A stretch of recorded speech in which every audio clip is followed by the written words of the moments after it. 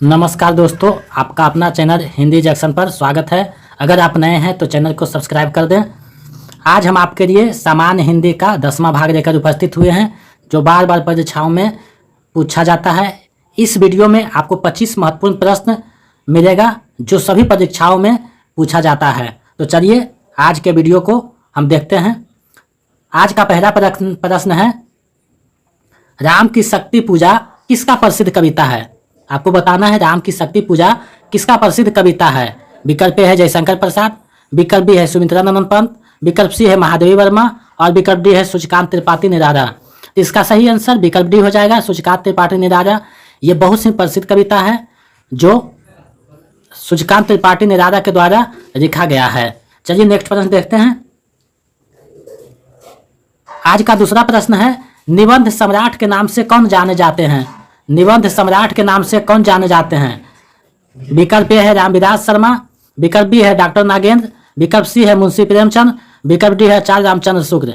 तो इसका सही आंसर आचार्य रामचंद्र शुक्ल हो जाएगा, जिन्हें निबंध सम्राट के नाम से भी जाना जाता है। चलिए नेक्स्ट प्रश्न देखते हैं।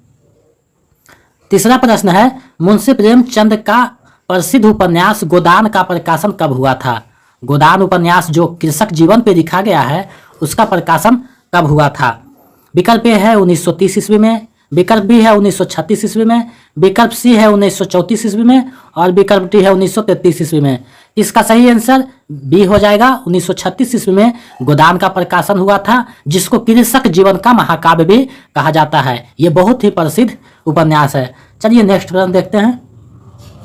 चौथा प्रश्न है, सूरज का सातवां घोड़ा उपन्यास के रचनाकार कौन है? सूरज का सातवां घोड़ा उपन्यास के रचनाकार कौन है? विकल्प ए है फणीश्वरनाथ रेणु, विकल्प बी है धर्मवीर भारती, विकल्प सी है चतुर्सेन शास्त्री और विकल्प डी है मुंशी प्रेमचंद। इसका सही आंसर विकल्प बी हो जाएगा, धर्मवीर भारती का ये बहुत ही प्रसिद्ध उपन्यास है। चलिए नेक्स्ट प्रश्न देखते हैं। पांचवा प्रश्न है, अंग्रेज राज सुख साज सजे सब भारी, पै धन विदेश चली जात यह अति ख्वारी।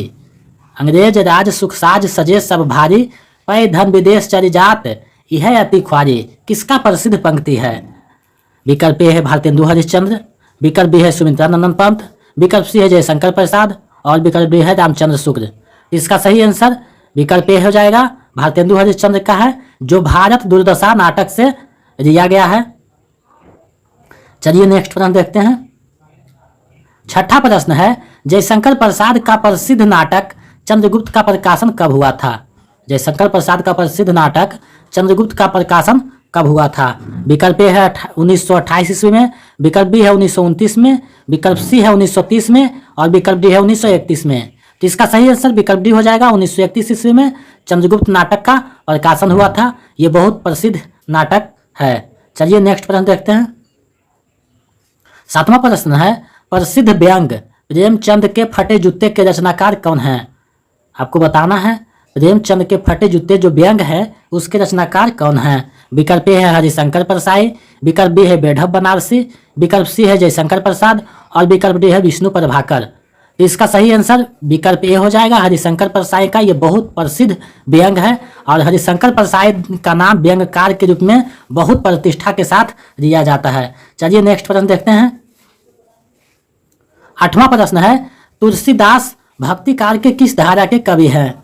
तुलसीदास जो है भक्ति काल के किस धारा के कवि हैं? विकल्प ए है राम भक्ति के, विकल्प बी है कृष्ण भक्ति के, विकल्प सी है प्रेम मार्गी के और विकल्प डी है ज्ञान मार्गी के। इसका सही आंसर विकल्प ए हो जाएगा, राम भक्ति के शाखा के कवि हैं तुलसीदास। इनकी बहुत प्रसिद्ध रचना है रामचरितमानस, जिसको 7 कांडों में बांटा गया है। चलिए नेक्स्ट प्रश्न देखते हैं। 9वां प्रश्न है, हिंदी का प्रसिद्ध पत्रिका हंस का प्रकाशन कब हुआ? हिंदी का बहुत प्रसिद्ध पत्रिका हंस है, उसका प्रकाशन कब हुआ? विकल्प ए है 1925 ईस्वी में, विकल्प बी है 1930 ईस्वी में, विकल्प सी है 1928 ईस्वी में, विकल्प डी है 1926 ईस्वी में। इसका सही आंसर विकल्प बी हो जाएगा, 1930 ईस्वी में इसका प्रकाशन हुआ था और इसके पहले संपादक थे मुंशी प्रेमचंद। प्रेमचंद जो है इसके संपादक थे। इसका सही आंसर विकल्प बी हो जाएगा। चलिए नेक्स्ट प्रश्न देखते हैं। दशरथ सूत तिहुरोक बखाना राम नाम का मरम न जाना किसकी प्रसिद्ध पंक्ति है?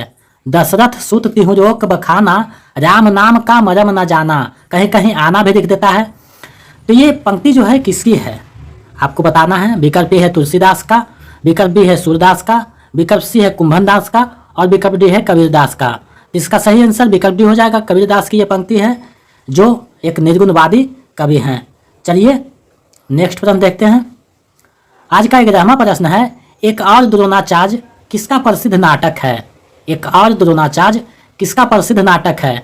विकल्प ए है मुक्तिबोध, विकल्प बी है शंकर शेष, विकल्प सी है मोहन राकेश और विकल्प डी है जयशंकर प्रसाद। तो इसका सही आंसर विकल्प बी हो जाएगा। शंकर शेष का ये बहुत प्रसिद्ध ही नाटक है, एक और द्रोणाचार्य। चलिए नेक्स्ट प्रश्न देखते हैं। आप अंत तक वीडियो के अंत तक बने रहिए, बहुत महत्वपूर्ण प्रश्नों का ये सीरीज है ताकि एक भी प्रश्न नहीं छूट सके। 12वां प्रश्न है, जयशंकर प्रसाद के प्रसिद्ध काव्य कामायनी में कितने सर्ग हैं। ये बार बार प्रश्नों में पूछा जाता है, कामायनी में कितने सर्ग हैं। विकल्प ए है 16, विकल्प बी है 15, विकल्प सी है 14, विकल्प डी है 17। इसका सही आंसर हो जाएगा विकल्प बी, 15 सर्ग है। पहला सर्ग चिंता है और अंतिम सर्ग जो है आनंद है। इसका सही आंसर बी हो जाएगा, कामायनी में 15 सर्ग है। चलिए नेक्स्ट प्रश्न देखते हैं। 13वां प्रश्न है, दूसरी परंपरा की खोज आलोचनात्मक ग्रंथ के रचनाकार कौन है। दूसरी परंपरा की खोज आलोचनात्मक ग्रंथ है, उसके रचनाकार कौन है। विकल्प ए है नामवर सिंह, विकल्प बी है महात्मा गांधी, विकल्प सी है रामचंद्र शुक्ल और विकल्प डी है मुक्तिबोध। इसका सही आंसर विकल्प ए हो जाएगा। नामवर सिंह का ये आलोचनात्मक ग्रंथ है, दूसरी परंपरा की खोज। चलिए नेक्स्ट प्रश्न देखते हैं। 14वां प्रश्न है, सामान्यतः हिंदी का पहला कहानी किसे माना जाता है। सामान्यतः हिंदी का पहला कहानी किसे माना जाता है। विकल्प ए है इंदुमती को, विकल्प बी है उसने कहा था, विकल्प सी है आकाशदीप और विकल्प डी है पूस की रात। तो इसका सही आंसर विकल्प ए हो जाएगा। इंदुमती को हिंदी का पहला कहानी माना जाता है। बहुत से आलोचना करने वाले जो आलोचक हैं वो अनेक तरह के कहानियों को पहली कहानी मानते हैं, लेकिन सामान्यतः आपको हिंदी का पहला कहानी इंदुमती को ही माना गया है। चलिए नेक्स्ट प्रश्न देखते हैं। हिंदी का प्रथम आत्मकथा किसे माना जाता है।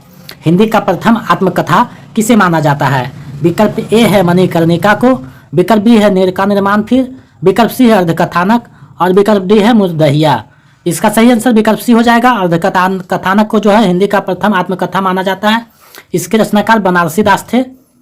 चलिए नेक्स्ट प्रश्न देखते हैं। 16वां प्रश्न है, रामधारी सिंह दिनकर द्वारा रचित काव्य कुरुक्षेत्र का प्रकाशन कब हुई।